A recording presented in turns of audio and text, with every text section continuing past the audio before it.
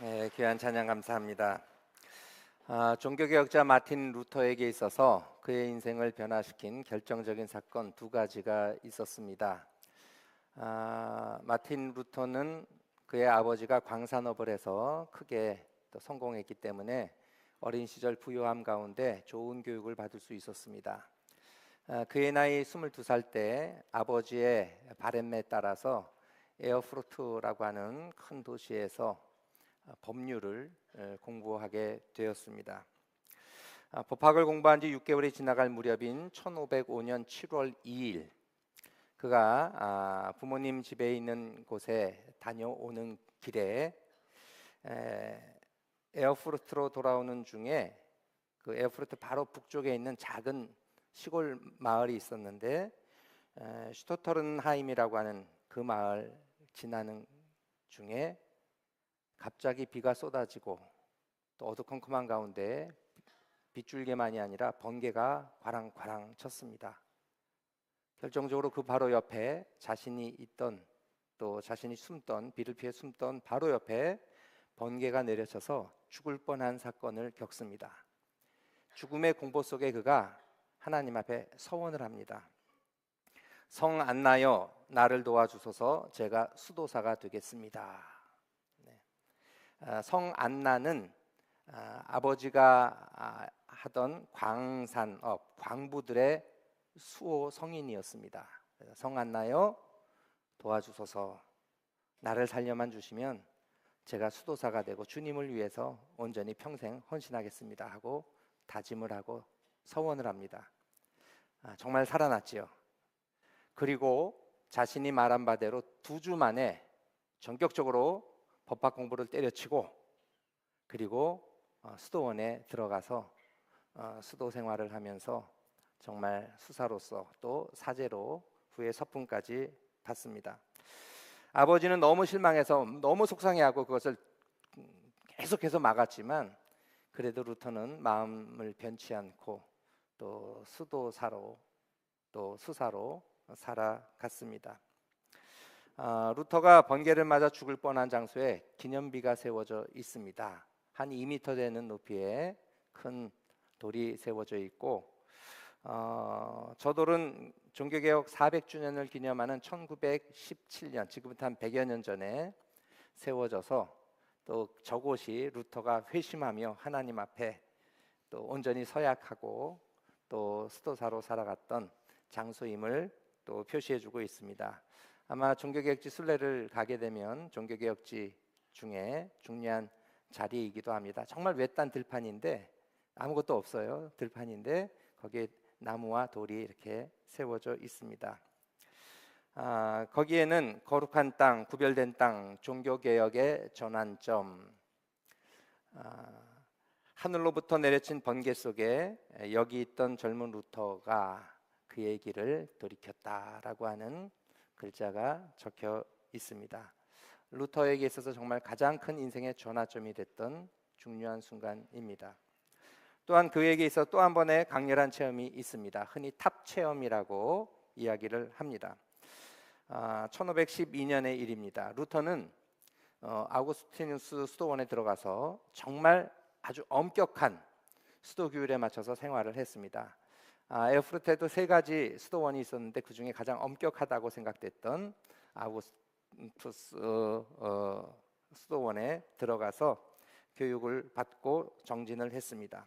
그런데도 그는 늘 죄의 문제에 대해서 자유하지 못했어요. 좀 더 엄격하게, 좀 더 고행을 통해서 좀 죄의 문제라든지 구원의 기쁨을 누리고자 했는데 그것이 그에게 쉽지 않았습니다. 3일간의 금식도 자주 했대요. 일주일 철야 기도도 많이 했다고 합니다. 그래서 오히려 그의 신앙적 스승이고 고의 신부였던 요한 폰 슈타우피츠 선생님이 오히려 그 신부가 그만 좀 하라고 그렇게까지 안 해도 된다고. 왜냐하면 작은 일에도 쫓아와가지고 고해성사하고 하니까 귀찮기도 하고 이렇게까지 그냥 힘들게 수도 생활하지 않아도 되는데 하는 마음으로 그를 말릴 정도였다고 합니다. 자네의 하찮은 죄는 그냥 두게 하나님께서 자네를 벌 주는 게 아니라 오히려 자네가 하나님께 화를 내고 있는 건 아닌가 하면서 꾸지람을 할 정도였습니다. 그리고 또 스승으로서 조언을 합니다. 좋은 신앙서적, 특별히 신비주의자들의 글도 한번 읽어보고 또 성경을 읽어가면서 어떤 경험적인 것보다는 그래도 많은 지적인 거라든지 말씀에 근거해서 마음을 좀 가라앉혀 보게나 하고 충고를 합니다. 실제로 루터는 스승의 말을 잘 따랐습니다. 신비주의자들의 책들을 많이 읽었는데 그런데 거기에 마음이 빨려 들어가진 않았어요. 그래서 어느 정도 딱 덮고 그 다음부터는 성경을 열심히 읽습니다. 특별히 구원에 대한 갈망 때문에 그 자유함에 대한 간절한 소망이 있었기 때문에 사도 바울의 서신을 열심히 읽었다고 합니다. 그럼에도 여전히 번뇌하는 일들이 많았습니다. 1510년 11월 그 수도원을 대표해서 로마 교황청에 다녀오는 일이 생깁니다. 6개월에 걸쳐서 그 긴 여정을 떠나고 실제로 로마에 4주간 한 달 동안 머무르는 경험을 합니다. 여러 가지 행정적인 과제도 있었지만 꼭 하고 싶었던 것이 있어요. 로마에 가면 지금은 바티칸 대성당이 있지만 바티칸 대성당 전에는 라테란 성 요한 대성당이 교황청이 있던 곳이었습니다. 그래서 그 곳에 가면 본디오 빌라도의 계단이라고 하는 산타 스칼라라고 하는 계단이 그 성당 일부분에 자리하고 있습니다. 특별히 이 28개의 계단을 주기도문으로 외우며 무릎 꿇고 기어오를 때 또 어떤 영적인 체험이나 또 참회의 은총을 누릴 수 있다라고 얘기를 들었기 때문에 여길 꼭 무릎 꿇고 올라가면서 기도하고 싶었습니다. 이 계단은 실제로 예루살렘 빌라도 총독의 관저에 있던 계단입니다. 예수님께서 빌라도 총독의 앞에서 십자가형에 처해지는 그 순간 밟고 올라가셨던 계단이에요. 이 계단이 어떻게 로마까지 왔느냐? 콘스탄티누스, 로마에서 처음으로 기독교를 공인했던 황제의 어머니가 성 헬레나입니다. 너무 신실한 기독교인이었어요. 이 헬레나가 로마에 예수님의 흔적을 뭔가 좀 기념하고 싶어서 일부러 예수님께서 십자가로 향하는 첫 발걸음을 내딛었던 이 빌라도 총독의 그 계단 28개를 직접 떼어와서 이 로마 라테란 교회에 실제로 만들어 놓았습니다. 그래서 성지순례를 가면 많은 사람들이 저기를 저렇게 무릎 꿇고 올라갑니다. 저도 한번 해봤는데요. 마음은 좀 뭉클함이 있었지만 예수님께서 밟고 올라가셨다는 것 때문에 감동이 있었지만 그거 28개는 딱 올라간다고 뭔가 변화되는 거는 없었습니다. 그런데 마틴 루터도 그랬어요. 사모함으로 가서 탁 했는데 여전히 죄에 대한 문제, 구원에 대한 기쁨이 찾아들지 않았어요. 그래서 여전히 씨름합니다. 돌아와서도 씨름합니다. 그런데 바로 탑 체험이라고 하는 사건이 벌어져요. 비텐베르크 대학교 수도원에 자신이 연구하던 교수로 활동했는데요. 연구하던 그 종탑 그 밑자락에 방 한 칸이 있는데 거기가 자신의 연구실이었어요. 그리고 성경을 읽어 나갑니다. 로마서를 읽는데 로마서 1장 17절 말씀이 마음에 혹 다가오는 것이었습니다. 복음에는 하나님의 의가 나타나서 믿음으로 믿음에 이르게 하나니 오직 의인은 믿음으로 말미암아 살리라 함과 같으니라. 하박국서의 말씀을 사도 바울도 인용하면서 의인은 믿음으로 말미암아 산다. 이것을 기록해 놓았고 늘 내가 어떻게 구원의 기쁨을 누리고 어떻게 죄로부터 자유할 수 있을까 고민했던 이 루터의 마음을 뒤흔들어 놨습니다. 맞다. 내가 고행한다고 죄 사함 받는 거 아니고 내가 뭔가를 성취한다고 구원의 기쁨을 누리는 게 아니라 오직 의인은 믿음으로 말미암아 살리라 함과 같다라는 이 말씀을 통해서 예수님께서 나를 위해 죽으셨고 십자가의 죄 사함을 통하여 내가 구원받았음을 믿는 것이 중요하구나. 이 믿음은 하나님께서 주시는 선물이다. 이것을 깨닫습니다. 그래서 루터의 가장 중요한 신학사상인 이신칭의 믿음으로 말미암아 옳다고 의인으로 칭함을 받는다 이 중요한 사상을 정립하게 됩니다. 그리고 나중에 로마 교황청에서 면벌부, 면죄부를 판매하기 시작할 때 이 돈으로 살 수 있는 건 아닌데 라면서 이제 로마 교황청의 잘못을 지적하면서 종교 개혁을 시작하게 됩니다. 그날의 기억을 일기에 그가 다음과 같이 기록해 놨습니다. 나는 거기에서 하나님의 의가 하나님의 선물 곧 믿음으로 말미암는 의라는 것을 깨닫기 시작했다. 점점 더 이제 확신이 들어간 거예요. 그리고 나는 비로소 완전히 새롭게 태어나 이 말씀으로 새롭게 태어났다고 고백해요. 활짝 열린 문을 통해 낙원으로 들어가는 체험을 하게 되었다. 구원의 기쁨이 이 말씀을 통해서 은혜구나, 믿음으로 들어가는 거구나 하는 확신을 그가 누리게 되었습니다. 그래서 루터는 종교개혁을 펼치기 전에 이 두 가지 사건, 슈테르하임에서의 번개 사건, 주님 앞에 헌신을 다짐하는 그 사건, 그리고 종탑 구석퉁이에 앉아서 하나님 말씀 보면서 이 로마서 1장 17절을 통해서 구원의 기쁨을 누리게 된 이 사건, 이것이 그의 인생의 중요한 두 가지 변화의 변곡점이 되고 구원의 기쁨을 누리는 사건으로 자리합니다. 베드로에게도 여러분 마찬가지였습니다. 베드로의 인생을 변화시킨 두 가지 아주 중요한 사건이 있어요. 첫 번째는 오늘 누가복음 5장의 말씀입니다. 예수님께서 베드로를 중심으로 한 어부들을 사람 낚는 어부로 부르시는 이 소명의 순간이 첫 번째였습니다. 누가복음 5장의 말씀은 여러분 지난 수요일 우리 말씀 묵상 큐티의 본문이기도 합니다. 베드로와 그 일행은 밤새도록 고기를 잡았지만 고기를 잡지 못했던, 정말 힘들게 수고했지만 아무것도 얻지 못하는 그러한 밤을 지나고 이제 호숫가에 와서 그물을 정리하는 중이었습니다. 그런데 예수님께서 그들에게 다가오셨습니다. 그리고 그들에게 부탁을 하셨어요. 3절 말씀인데요. 예수께서 한 배에 오르시니, 지금 그물 다 내려서 정리하고 있는데 예수님께서 두 배 중에 한 배에 오르셨어요. 시몬의 배라, 베드로의 배였습니다. 육지에서 조금 떼기를 청하시고, 잠깐 좀 떼줄 수 있겠느냐? 그냥 큰 어려운 부탁 아니니까 뗐어요. 그런데 그 배에 앉으셔서 무리들을 가르치기 시작하셨습니다. 아침임에도 수많은 사람들이 예수님 앞에 나왔기 때문에 갈릴리 호수 곁에서 또 그 배에 앉아서 사람들을 향해서 말씀을 전하기 시작하셨습니다. 그것이 다가 아니었습니다. 어찌되거나 빨리 들어가서 씻고 자고 싶은데 예수님이 앉아서 이런저런 말씀하시니까 잠깐일 줄 알았는데 정확한 건 아니지만 한 1시간 이상은 되지 않았을까 싶어요. 사람들이 그 말씀을 듣고 있었죠. 이제 다 됐다 하고 끝나니까 이제 좀 가서 쉬어야 되겠다 생각했는데 예수님께서는 이번에 부탁이 아니라 명령을 하십니다.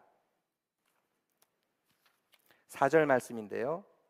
말씀을 마치시고 이제 돌아가는구나 했는데 아니었어요. 시몬에게 이르시되 깊은 데로 가서 그물을 내려 고기를 잡으라. 다시 손질했던 그 그물을 던지라라는 명령이었습니다. 다시 또 그 반복된 수고를 감당해야 되는 그러한 불편한 명령이었습니다. 어제 유치부와 아동부가 겨울 행사를 진행했습니다. 또 유치부는 오늘까지 겨울 성경학교를 이어갑니다. 주말 아이들이 주먹밥을 만들어 먹고 선생님들이 오뎅국을 끓여줘서 우리 유치부 아이들이 엄마와 함께 행복한 시간을 가졌습니다. 또 아동 일부는 오병이어라는 뮤지컬을 가기 전에 교회에 모여서 신나게 놀고 또 점심 짜장면 시켜서 아이들이 짜장면을 먹고 그리고 출발했습니다. 그런데 먹는 건 잠깐인데 선생님들은 아이들이 떠나간 그 식당 자리에서 일일이 다 음식을 정리하고 잔반을 처리하고 설거지를 하고 정리해야 했습니다. 짜장면 시켜 먹어도 이제 그냥 주면 안 되잖아요. 나름대로 잘 정리하고 줘야 되고 이런저런 수고로운 일들을 감당하셨습니다. 그런데도 기쁘게 섬겨주셨어요. 사랑하는 마음이 아니면 하기 싫은 일들인데 아이들을 향한 마음으로, 예수님의 마음으로 그 뒷정리를 잘 감당해 주셨습니다. 여러분, 어부들도 마찬가지입니다. 그물로 고기 잡는 것보다, 고기 잡을 땐 그래도 신나잖아요. 희망이 있고 끌어당기면서 기대가 있잖아요. 그런데 뒷정리하는 것은 신나지 않았을 겁니다. 또 물고기도 전혀 못 잡았어요. 밤새 수고했지만 잡은 게 없어요. 공신날입니다. 얼마나 힘들었을까. 그런데 예수님이 명령을 내리신 거예요. 또한 실제로 이 명령은 어부의 상식을 무시한 명령이었습니다. 물고기들이 갈릴리 호수에는 주로 밤에 깊은 데 머물면서 그 밤에 주로 물고기를 많이 잡았다고 합니다. 그런데 그날은 공쳤고 오히려 예수님께서는 아침이 되었는데 물고기들의 생리와 반대로 깊은 데로 가라, 그물을 던져라 하고 명령하셨습니다. 그런데 놀랍게도 시몬은 그 말씀을 순종합니다. 5절 말씀인데 우리 같이 읽겠습니다. 시몬이 대답하여 이르되 선생님, 우리들이 밤이 새도록 수고하였으되 잡은 것이 없지만은 말씀에 의지하여 내가 그물을 내리리이다 하고. 자, 왜 시몬이 말씀에 의지하여 그물을 내렸을까요? 앉아서 예수님이 하신 말씀을 그동안 들었잖아요. 들었는데 마음이 좀 움직여졌나 봅니다. 아, 좋은 말씀이네. 천국에 대한, 하늘나라에 대한 말씀이네. 이분 말씀이 마음에 감동이 되네. 뭔가 마음에 뭉클한 것이 있었어요. 그리고 이제 다 말씀을 마치셨는데 깊은 데 가서 그물을 던져라 하니까 거절하지 않았어요. 순종하는 마음이 생겼던 거죠. 네, 말씀에 의지하여 제가 순종하겠습니다 하고 그물을 던집니다. 여러분, 그런 점에서 중요한 것이 있어요. 말씀을 많이 들어야 순종할 수 있어요. 예수님의 말씀, 또 성경 말씀, 설교 시간에 들려지는 말씀, 혹은 내가 개인적으로 성경을 읽으면서 읽고 마음에 새기는 그 말씀, 듣다 보면 순종하게 되는 거예요. 순종해야지 하고 들으면 더 귀하겠지만 보통 어때요? 어떤 말씀인가 궁금할 거 아니에요. 듣다 보면 순종의 마음이 생겨요. 믿음은 들음에서 난다고 하잖아요. 여러분, 그런 의미에서 부지런히 들으십시오. 내 신앙이 안 자라간다 생각하는 분들 잘 안 들으신 거예요. 설교 시간에 졸고 있다든지 딴 생각한다든지 휴대폰을 보고 있다든지 그런 분들은 순종하는 마음이 안 생겨요. 말씀을 잘 들어야 돼요. 많이 들어야 돼요. 많이 들으면 들을수록 순종하는 사람이 됩니다. 힘든 일도 해보죠 하고 결단할 수 있는 거예요. 오늘 여러분, 우리 거성교 성도님들 말씀을 늘 경청하시고 말씀을 늘 묵상하시고 말씀을 듣고 읽으시는 순종의 사람들 되시기를 간절히 축원합니다. 네, 아멘. 네네, 잘 들으세요. 그래야 순종합니다. 베드로도 또 동료들도 순종했습니다. 순종했더니 근데 더 놀라운 일이 생겨요. 어떤 일이 생기는지 여러분 아시죠? 물고기가 어마어마하게 그물에 걸려들었습니다. 성경에 보면 그물이 찢어지느니라 라는 구절이 나와요. 그래서 배 한 척으로 했다가 옆에 저쪽에 있던 배 부릅니다. 도와줘, 도와줘. 그래서 아마 야고와 안드레가 같이 오지 않았을까 싶어요. 그래서 그 그물을 같이 끌어당겨 두 배가 가득 물고기로 차는 놀라운 일이 일어납니다. 순종하면 기적이 일어나는 거예요. 이 순간 예수님 앞에 베드로가 무릎을 꿇습니다. 그리고는 고백합니다. 8절 말씀. 시몬 베드로가 이를 보고 예수의 무릎 아래 엎드려 이르되 주여 나를 떠나소서 나는 죄인이로소이다. 여러분, 이 구절이 아주 누가복음에서도 아주 중요한 구절이에요. 두 가지 아주 중요한 단어가 등장합니다. 첫 번째, 시몬 베드로라는 이름이 등장해요. 우리가 볼 땐 당연한 이름이잖아요. 근데 누가복음에서는 유일하게 한 번 나와요. 시몬 베드로라는 이름은. 시몬 따로, 베드로 따로 나올 수 있는데 시몬 베드로라는 이름 여기 딱 한 번 나옵니다. 원래 이름은 시몬이었어요. 베드로는 나중에 주는 그리스도시요 살아계신 하나님의 아들이시니이다 했더니 야, 너 참 귀하다. 하면서 너는 베드로다, 반석이다 이름 붙여주시잖아요. 지금 베드로가 나올 짬밥이 아니에요. 단계가 아니에요. 근데 베드로가 언급이 돼요. 이건 뭐죠? 누가가 붙인 거예요. 이 사람이 반석이 돼. 이 구절이 매우 중요해요. 마태복음에서도 시몬 베드로라는 이름이 딱 한 번 나와요. 마태복음 16장 16절. 시몬 베드로가 이르되 주는 그리스도시요 살아계신 하나님의 아들이시니이다. 거기 딱 한 번 나와요. 다만 요한복음에는 시몬 베드로가 항상 같이 나와요. 나중에 쓰여졌기 때문에. 마태복음이나 누가복음에서 시몬 베드로가 딱 한 번씩 나오는데 바로 오늘 누가복음 5장에 등장합니다. 아주 중요한 순간이에요. 베드로가 시몬 베드로가 되는 것을 예견한 말씀이죠. 언제? 예수님을 향하여 주여 하고 고백했을 때. 바로 앞에서는 선생님이라는 호칭을 합니다. 말씀에 의지하여 제가 내리리이다. 선생님이었는데 이 순간 놀라운 기적의 경험을 한 뒤에는 예수님을 향하여 주여라고 신앙 고백적인 언어로 내 인생의 주인님 하나님의 아들이십니다라는 그 고백을 이 순간 하고 나는 죄인입니다 하고 주님 앞에 꼬꾸라집니다. 여러분, 말씀을 많이 듣는 게 중요하죠. 말씀을 많이 들으면 뭐가 가능해져요? 순종이 가능해져요. 순종이 가능하면, 순종하면 어떤 일이 벌어져요? 놀라운 일이 벌어져요. 놀라운 일이. 왜 순종하고 주여 했는가? 왜 이 놀라운 기적들이 베드로에게 일어났는가? 주여라고 고백하면서 그 까닭이 나와요. 9절 10절에 왜 갑자기 자신이 죄인이라고 하고 주여 나를 떠나소서라고 할까? 9절 10절 때문인데요. 이는 자기 및 자기와 함께 있는 모든 사람이 고기 잡힌 것으로 말미암아 놀라고. 10절 같이 읽겠습니다. 세베대의 아들로서 시몬의 동업자인 야고보와 요한도 놀랐음이라. 여러분, 언제 주님 앞에 꼬꾸라져요? 놀랄 때 꼬꾸라지는 거예요. 왜 놀라요? 하나님이, 예수님이 내가 기대치 못한 일들을 행하신 걸 보았을 때 놀라는 거예요. 놀라면 또한 두려움 속에 거하게 되겠죠. 그랬더니 예수님이 두려워하지 마. 이어서 말씀하십니다. 사명을 부여해 주십니다. 10절 말씀. 예수께서 시몬에게 이르시되 무서워하지 말라. 이제후로는 내가 사람을 취하리라. 아멘. 놀라는 인생들, 그리고 그 앞에 꼬꾸라지는 인생들 앞에 하나님께서 뭘 주세요? 사명을 주시는 거예요. 내가 이제는 후로는 사람을 취하리라.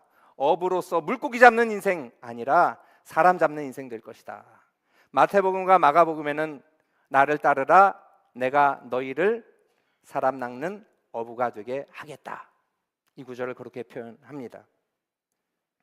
베드로의 첫 소명이 이루어지는 장면입니다. 그 소명 앞에 저들이 어떻게 할까요?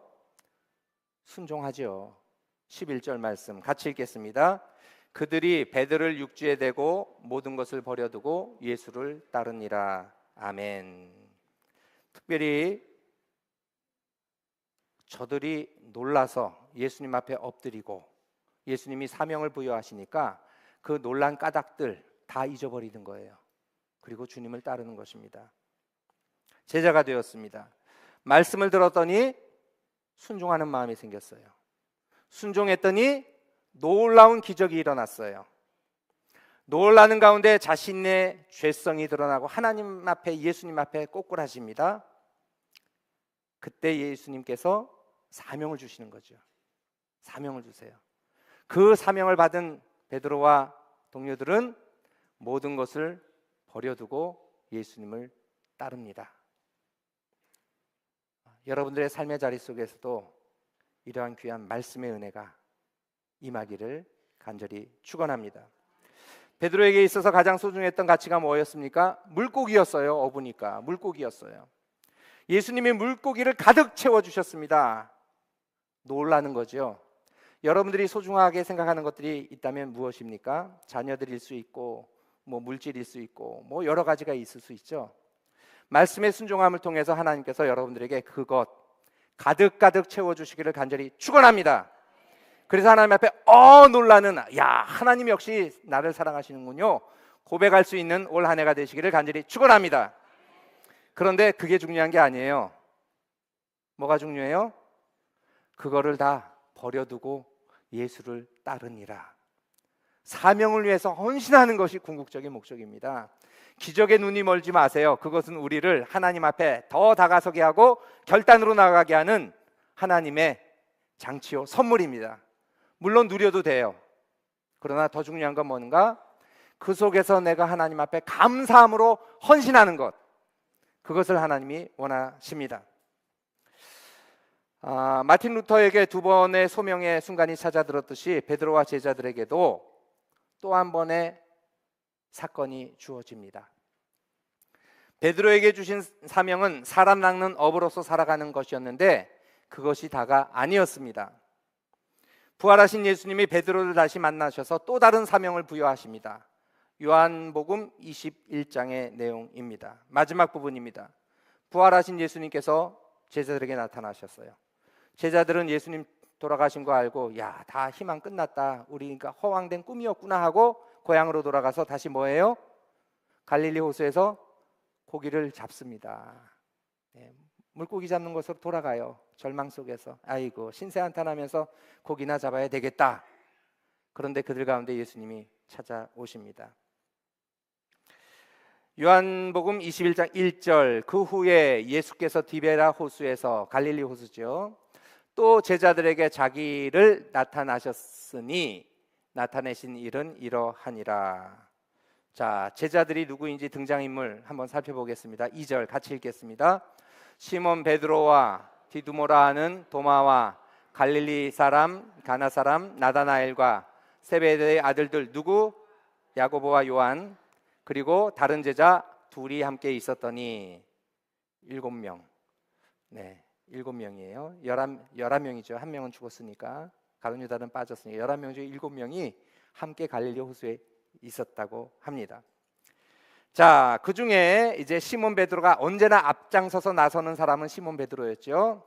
자, 요한복음에는 다 그냥 시몬 베드로예요. 3절, 시몬 베드로가 나는 물고기를 잡으러 가노라 하니 그들이 우리도 함께 가겠다 하고 나가서 배에 올랐으나 그날 밤에 아무것도 잡지 못하였더니. 여러분, 요한복음 21장은 누가복음 5장의 데자뷰입니다. 거의 비슷한 분위기예요. 같이 고기 잡았는데, 밤새 잡았는데 한 마리도 잡지 못합니다. 그때 예수님이 찾아오시죠. 5절 말씀, 예수께서 이르시되 얘들아 너희에게 고기가 있느냐 대답하되 없나이다. 역시 못 잡았어요. 이르시되 그물을 배 오른편에 던지라 그리하면 잡으리라 하시니 이에 던졌더니 물고기가 많아 그물을 들 수 없더라. 이때 잡은 물고기의 개수 여러분 아시죠? 153마리, 153마리였습니다. 이번에도 예수님이 말씀하신 대로 물고기가 많이 잡혔습니다. 끌어올리기 힘들 정도였습니다. 샜나 봐요. 그 사이에 153마리였네. 예수님은 지치고 허기진 제자들을 위해 숯불에 고기를 이미 구워놓고 계셨습니다. 저들은 근데 예수님인 줄 알지 못했죠. 그러다가 역시 예민했던 예수님의 사랑하는 제자 요한이 예수님이네. 베드로가 풍덩 뛰어들어가서 예수님 앞에 달려갑니다.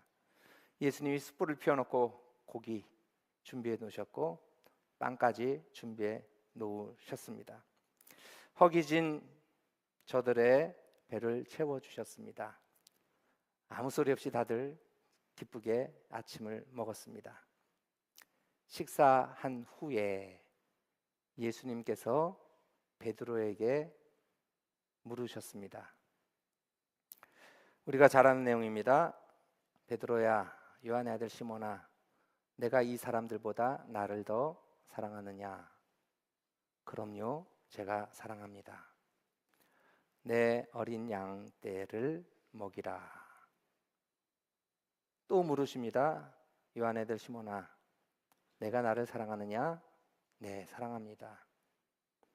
세 번째 또 물으십니다. 요한의 아들 시몬아, 내가 정말 나를 사랑하느냐?